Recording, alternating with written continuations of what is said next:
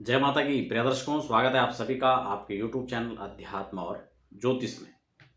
मैं हूं देवभूमि ऋषिकेश उत्तराखंड से आप सबके साथ आचार्य आशीष। और बात कर लेते हैं चैत्र नवरात्रि को लेकर। चैत्र नवरात्रि का पर्व बिल्कुल सन्निकट है और चैत्र नवरात्रि से जुड़ी तमाम जानकारियां बहुत सारे लोग सर्च कर रहे हैं, बहुत सारे लोग इसमें कमेंट कर रहे हैं, कई लोग कॉल करके भी इसकी जानकारी प्राप्त करना चाह रहे हैं। लेकिन हर किसी व्यक्ति तक ये जानकारी डायरेक्ट नहीं पहुंचाई जा सकती है, इसलिए वीडियो के जरिए आप सबको इस नवरात्रि के बारे में बहुत सारे ऐसे क्वेश्चन मार्क जो आपके दिमाग में उठते हैं, उन तमाम चर्चाओं के साथ आपके साथ जुड़ रहा हूं। मैं चर्चा को शुरू करूं बिना समय गंवाए, लेकिन इससे पहले यदि आप नए दर्शक हैं, पहली बार आप अध्यात्म और ज्योतिष पर विजिट कर रहे हैं, तो आप चैनल को सब्सक्राइब करना बिल्कुल ना भूलें और बेल आइकन प्रेस करते हुए आप आगे बढ़ेंगे, ताकि आने वाले समय में भी आप मेरे साथ तमाम अध्यात्म और ज्योतिष की चर्चाओं के साथ जुड़ सकें। तो प्रिय बंधुओं, हम बात करेंगे चैत्र नवरात्रि की। चैत्र नवरात्रि कब आ रही है, कितने तारीख से प्रारंभ हो रहा है, चैत्र नवरात्रि में हमें क्या क्या करना चाहिए, क्या क्या हमें नहीं करना चाहिए, चैत्र नवरात्रि में किस प्रकार से माँ भगवती जगदम्बा की आराधना हमें करनी चाहिए, और कैसे जो है ये नवरात्रि अपने आप में महत्वपूर्ण है, इसके शास्त्रोक्त और वैधानिक महत्व क्या क्या हैं। तो बंधुओं, बहुत सारे ऐसे प्रश्न हैं जो अमूमन इसमें से आपके मन में भी उठते होंगे और आप उसकी जानकारी निश्चित रूप से प्राप्त करना चाह रहे होंगे। आइए फटाफट हम लोग शुरू करते हैं। सबसे पहले हम देख लेते हैं चैत्र नवरात्रि कब से प्रारंभ हो रही है। बंधुओं, यहाँ पर एक चीज और मैं जोड़ना चाहता हूँ। नवरात्रि यूं तो जो प्रत्यक्ष नवरात्रि हैं, जिनको आप सभी लोग जानते हैं, वो दो नवरात्रि होती हैं, जिसमें एक चैत्र नवरात्रि होती है और दूसरी शारदीय नवरात्र होते हैं। लेकिन दो नवरात्र और प्रमुख रूप से मनाए जाते हैं, जिनको हम गुप्त नवरात्र कहते हैं, जो पौष के शुक्ल पक्ष से लेकर के नवमी पर्यंत होता है, और दूसरे जो गुप्त नवरात्र होते हैं वो आषाढ़ के शुक्ल प्रतिपदा से लेके नवमी पर्यंत मनाई जाती है। तो आप स्पष्ट हो चुका होगा, चार प्रकार से नवरात्रि आती है। कई बार क्या होता है, किसी विशेष कारण परिस्थितियों बस जो लोग नवग्रह की नवचंडी के जो अनुष्ठान कराते हैं उसमें किसी भी रूप से व्यवधान आ जाता है, तो ऐसी स्थिति में वह गुप्त नवरात्रि में भी पाठ कर सकते हैं या करवा सकते हैं। एक खास बात यहां पर मैं और बता देना चाहता हूं, जितनी महत्ता प्रत्यक्ष नवरात्रि की है उतनी ही महत्ता गुप्त नवरात्रि की भी होती है। लेकिन कई बार क्या होता है कि जब प्रत्यक्ष नवरात्र में नहीं हो पाता तो गुप्त नवरात्र में कर सकते हैं। तो 13 अप्रैल 2021 से जो है ये प्रारंभ हो रहे हैं और नवमी 21 अप्रैल 2021 तक जो है ये नवरात्रि चलेंगे। इतना तो स्पष्ट हो चुका है। प्रतिपदा को घट स्थापन के साथ में हम लोग मां भगवती की उपासना का एक क्रम शुरू करेंगे। खास बात एक चीज और बता देता हूं, इसका क्या ऐसा महत्व है। अगर बात पौराणिक महत्व की जाए तो आज के दिन नव संवत्सर का आरंभ होता है।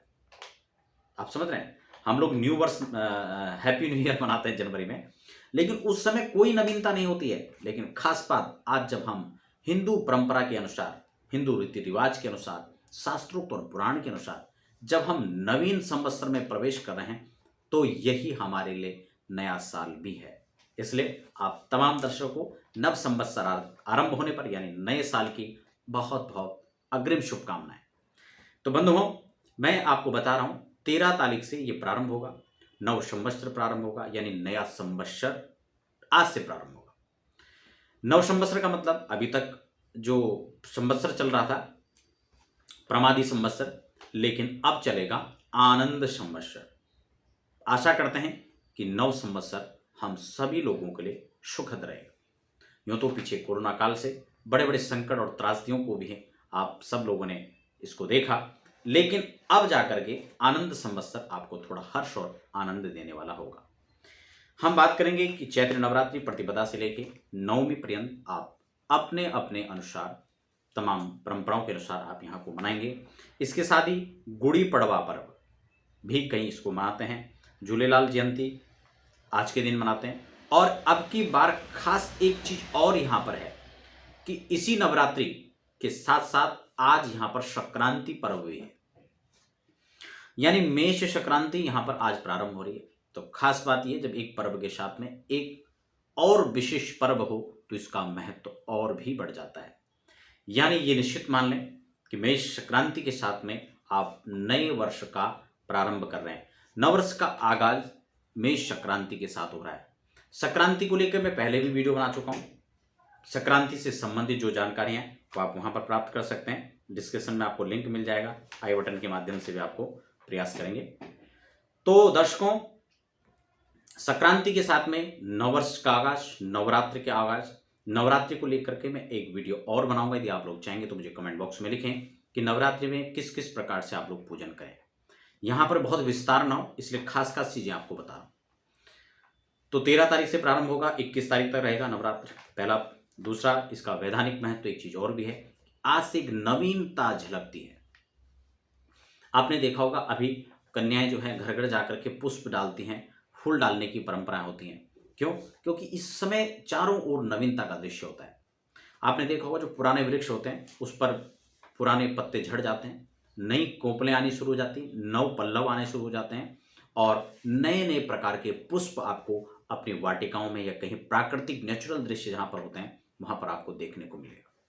यानी चारों ओर प्रकृति में नवीनता होती है। आप में भी नया जोश, नया ओज, आपको ऊर्जा मिले, नई ताकत आपको मिले, नई सोचने और समझने की क्षमता आपके अंदर हो।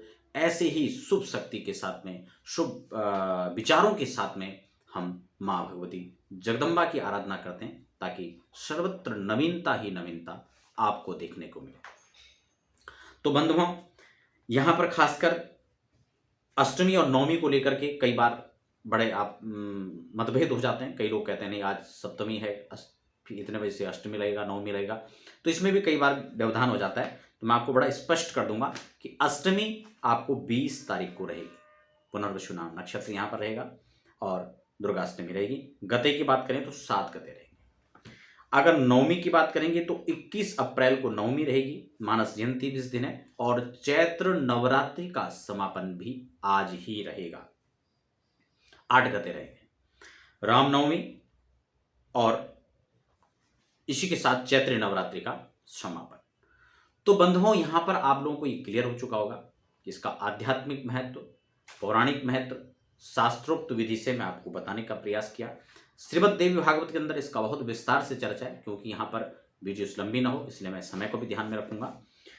और इसका जो प्राकृतिक जो एक नवीनता का दृश्य है वह भी मैंने आपको बताया। इसलिए सभी से निवेदन रहेगा, माँ भगवती की जगदम्बा कि इस महान पर्व को आप लोग बड़े उत्साह हर्षोल्लास के साथ मनाएं। कुछ नवीनता हो, कुछ नवीन आपके जीवन में आपको मिले, इसी शुभकामनाओं के साथ आप सबको एक बार फिर से कह देता हूँ, नवरात्रि शुभ पर्व पर, नवरात्रि के पावन पर्व पर आपको बहुत बहुत मंगल कामनाएं। आप सबका जीवन स्वस्थ हो, निरोगी हो। आप सभी से विदा लेता हूँ। जय माता की।